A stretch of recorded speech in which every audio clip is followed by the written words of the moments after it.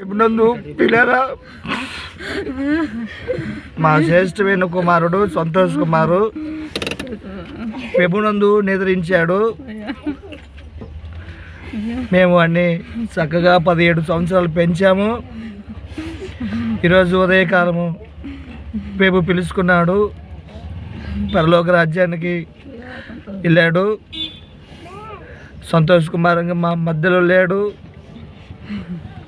సంతోష్ కుమార్ అని చాలామంది చూశారు, చాలామందికి తెలుసు, అందుకని ఈ వీడియోలో పెడుతున్నాను. సంతోష్ కుమారు మా టైగర్, మా పులి, మా పరిచయం నడిపించిన ఒక గొప్ప నాయకుడు.